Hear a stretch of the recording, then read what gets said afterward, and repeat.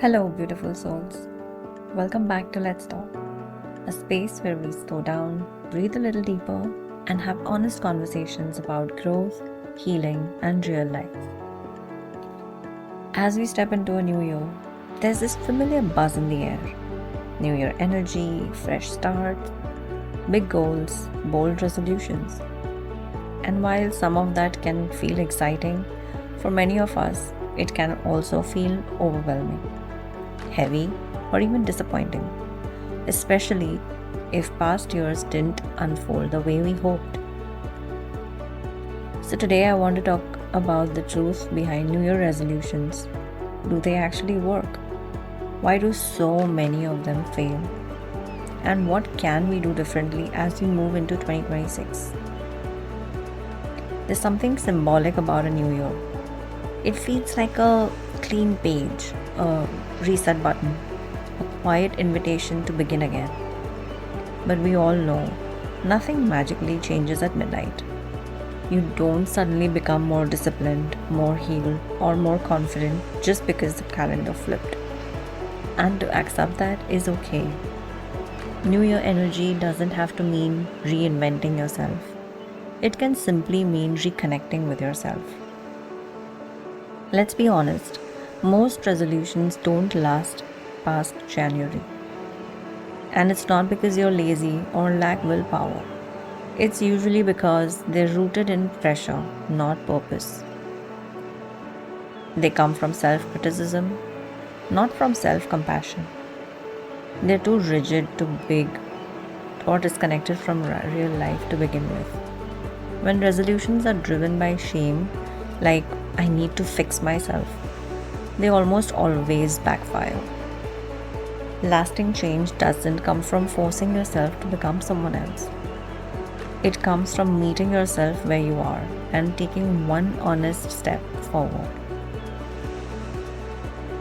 So, what works better than resolutions? Instead of asking, what should I change about myself? Try asking, what do I want to experience more of this year? Some gentle shifts from, goals to intentions, from discipline to devotion, from all or nothing attitude to small and sustainable. For example, instead of I will never miss a workout, you could tell yourself, I want to move my body in ways that feel kind and supportive. Maybe instead of I must be productive all the time, you can say I want to create space for rest and creativity. If you do have goals for 2026, here's some ways to approach them differently. Anchor goals to your values. You may ask yourself, why does this matter to me? Start ridiculously small. Tiny steps build trust with yourself. Expect resistance, not failure. Resistance isn't a sign to quit, it's a sign to slow down. Check in, don't beat yourself up. Growth isn't linear, healing isn't tidy. Give yourself the time. Celebrate effort, not just outcomes.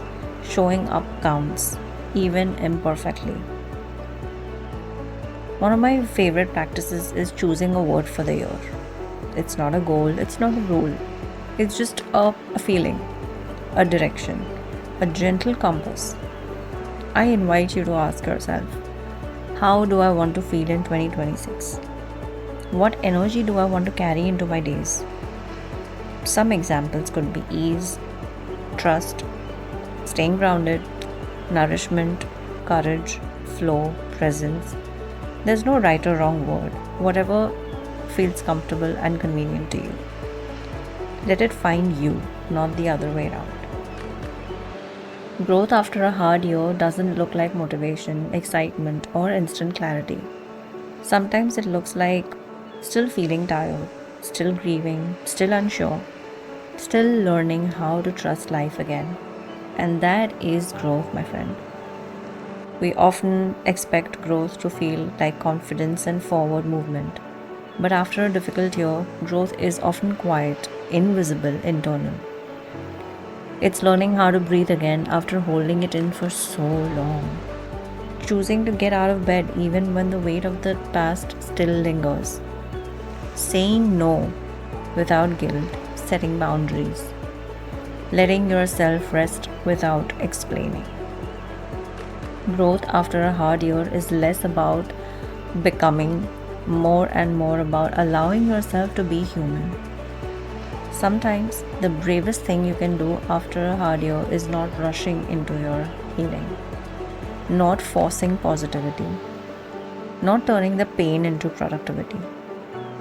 It's just trusting that showing up slowly still counts. You didn't fall behind, you were surviving. And survival is a form of growth we don't talk about enough.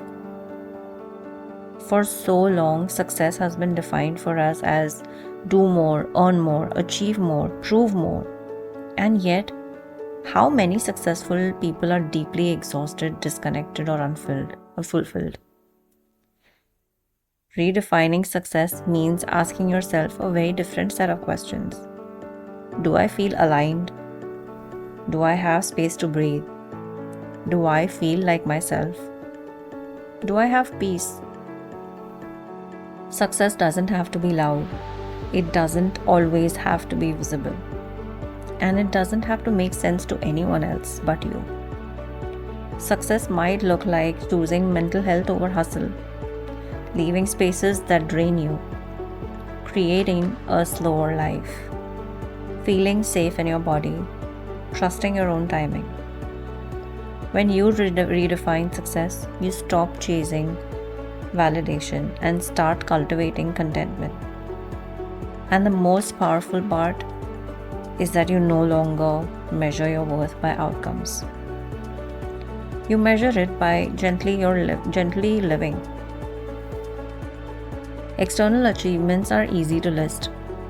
A promotion, a business milestone, a number on the scale, a deadline met, a new job. But emotional goals are quieter and often more life-changing. Emotional goals sound like I want to feel calm in my body. I want to trust myself again. I want to feel less anxious. I want to respond instead of react. The truth is, you can achieve everything on your external checklist and still feel empty inside. That's why emotional goals matter. External achievements change your circumstances. Emotional goals change your experience of life. And here's the key. When emotional goals come first, external success often follows, more sustainably, more authentically. In 2026, what if your goals weren't about proving anything to anybody, but about how you want to feel while living your life? As you listen, ask yourself, what kind of growth do I need right now? What does success mean to me at this stage of my life? And what emotional state am I truly craving? Let the answers come slowly. Let them be honest. As we step into this new year, I want to remind you, you don't need to become someone new to be worthy of a fresh start. You are allowed to grow slowly. You're allowed to change gently. You are allowed to begin again as many times as you need. If this episode resonated with you, take a moment to reflect on your word of the year. And maybe even share it with me. Until next time, be kind to yourself, stay curious, and keep showing up again and again, just as you are. And wishing you a very happy new year.